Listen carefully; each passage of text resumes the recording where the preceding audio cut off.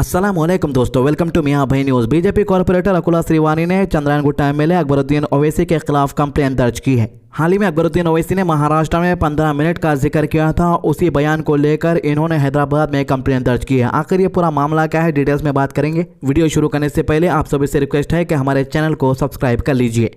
15 minute అంటే పంది 15 minute అంటే పంది 15 మినిట్ ఇస్తే హిందువులను ఖాళీ చేసి చూపిస్తా అని పాత స్టేట్మెంటే మొన్న మహారాష్ట్రలో కూడా రిపీట్ చేశాడు. సో ఏంటంటే అది ఇన్సల్ట్ కాదు, మాకు his threatening us.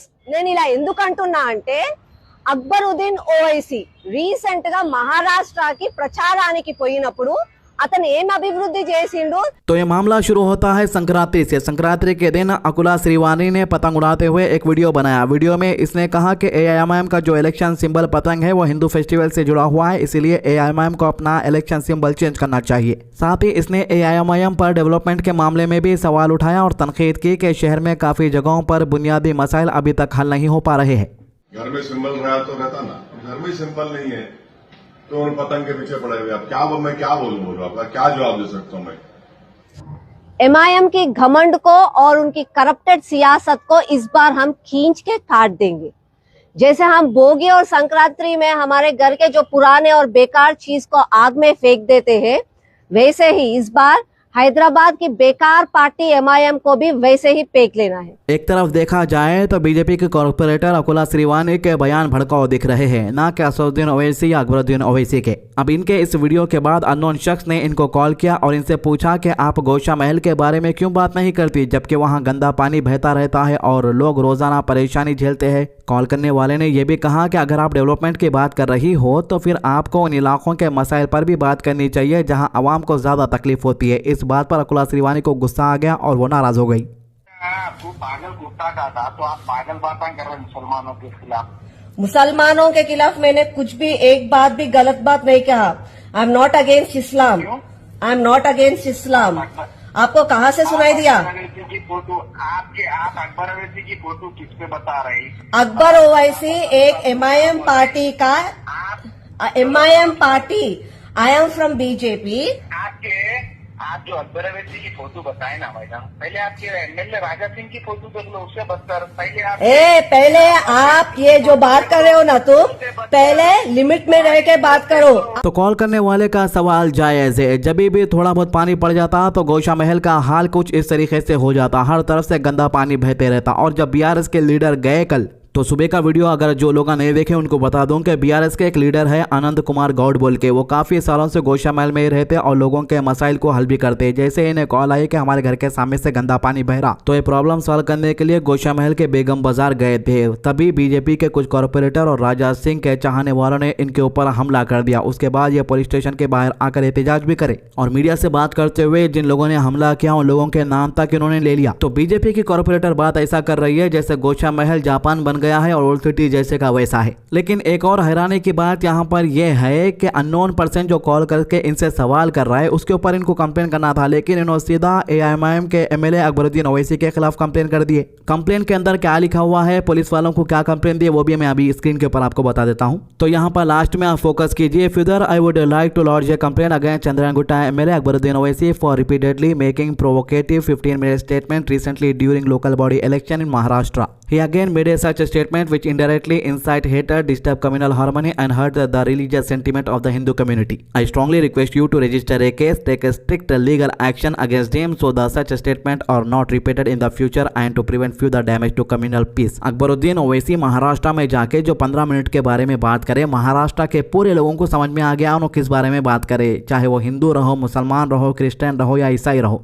Sorry Sikh रहो, तो सबको समझ में आ गया। इसलिए कहीं पर भी अकबरुद्दीन ओवैसी के खिलाफ कंप्लेन रजिस्टर नहीं हुआ, क्योंकि 15 मिनट का ये भड़काऊ बयान था ही नहीं। अब जो लोग महाराष्ट्र में अकबरुद्दीन ओवैसी का 15 मिनट का बयान नहीं देखे, स्पीच नहीं देखे, उनको मैं आपको एक बार स्पीच बता देता हूँ।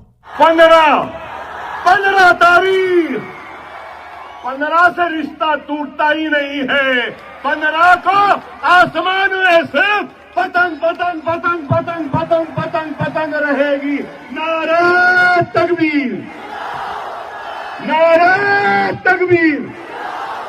तो यहाँ पर अकबरुद्दीन ओवैसी लोगों से बोल रहे हैं कि 15 से मेरा रिश्ता छूटने वाला नहीं है। यहाँ पर कोई गलत अल्फाज इस्तेमाल नहीं किया गया, ना किसी कम्युनिटी के खिलाफ बोला गया। इन्होंने बस ये बोले कि 15 तारीख को आपको वोट डालना है, आप हमें सपोर्ट करें। और पब्लिक ने सपोर्ट भी ऐसा बेहतरीन किया कि रिकॉर्ड तो तोड़ जीत वहां पर हासिल हो गई AIMIM पार्टी को। MIM की जीत महाराष्ट्र के अंदर हुई, लेकिन मिर्ची कहां पर लगी सबसे ज्यादा? महाराष्ट्र में नहीं बल्कि हैदराबाद में मिर्ची लग गई बीजेपी के कॉर्पोरेटर को, क्योंकि यहाँ पर GHMC का इलेक्शन होना है।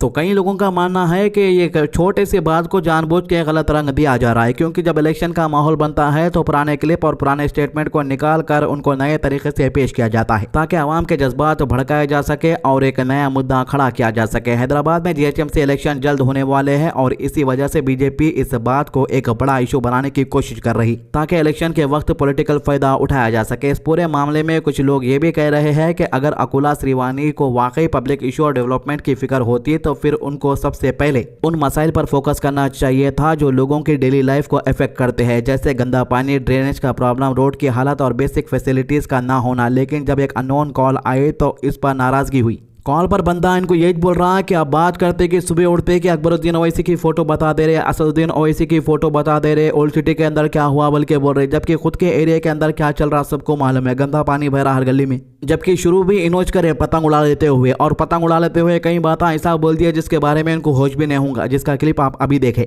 पतंग हमारा सिंबल है, AIMIM का सिंबल कहीं कोई AIMIM वालों को चेंज कर लो, बोलो बोल के अब हाथ का सिंबल किसका है? कांग्रेस पार्टी का। तो क्या हम हाथ पीछे रख लेके फिरेंगे? अब तेलुगु देशम पार्टी का सिंबल साइकिल है, तो क्या साइकिल चलाना छोड़ देना लोग?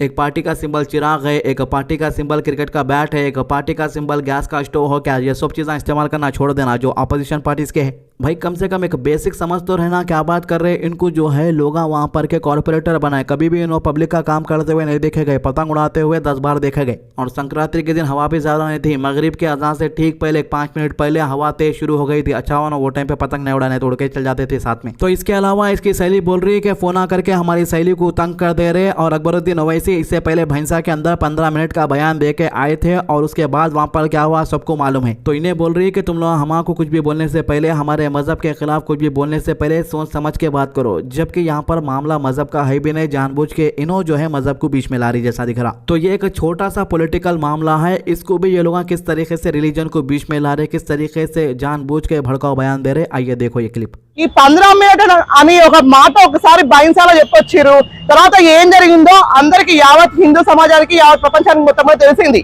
ఇంకొకసారి మీరు ఆడవాళ్ళని, మా హిందూ దేవి దేవతలను, అదేవిధంగా మా యొక్క సంప్రదాయానికి మీరు విధంగా ఒకవేళ కించపరిచి మాట్లాడితే మాత్రం మా దగ్గర నుంచి समाधान बराबर वस्तुंदी मीकु। तो ये सारे बड़े बड़े बीजेपी के लीडर जाके कंप्लेन दिए और पुलिस वाले कंप्लेन ले लिया। पुलिस वालों का काम है कंप्लेन लेना भैया। पुलिस वाले कंप्लेन लेने के बाद तहकीकात भी करते हैं, वीडियो क्लिप भी प्ले करके देखते हैं। अब उनको भी मालूम आता कि वो वीडियो क्लिप के अंदर कुछ भी नहीं है, लाइट ले लेते पुलिस वाले। अगर वो वीडियो क्लिप के अंदर कुछ भी गलत होता तो यहाँ पे हैदराबाद में कंप्लेन देने की जरूरत ही नहीं पड़ती। महाराष्ट्र के अंदर बीजेपी वाले 50 से 60 कंप्लेन दर्ज करा देते अभी तक। आर यू एन इंडियन और नॉट? अल्हम्दुलिल्लाह हम इंडियन, इतने अच्छे इंडियन हैं तुम लोग की। मैं जय श्री राम, मैं भारत की बेटी हूँ। जय 15 मिनट बोल के हमारे जैसे लोगों को बारे में बोलता है, उसके बारे में मैं हर रोज हर मिनट बात करती हूँ। इससे तुम्हें क्या तकलीफ हो रही है? इससे तुम्हें क्या तकलीफ है? क्या तुम्हारे बाप है? क्या वो तुम्हारे बाप है? अरे तुमको क्या? तो आखिर में बस मैं यही कहना चाहूंगा आम आवाम से कि ये पॉलिटिशियन है भाई, ये पॉलिटिक्स के अंदर चलते रहता। आम आदमी अपनी जिंदगी इस मामले में इन्वॉल्व होकर खराब नहीं करना है। अब ये मामला किस मोड़ तक जाएगा ये तो आने वाला वक्त ही बताएगा। तो ये थी इस मामले की अभी तक की अपडेट। हमारे चैनल को सब्सक्राइब कीजिए, वीडियोस को ज्यादा से ज्यादा शेयर कीजिए। अल्लाह हाफिज।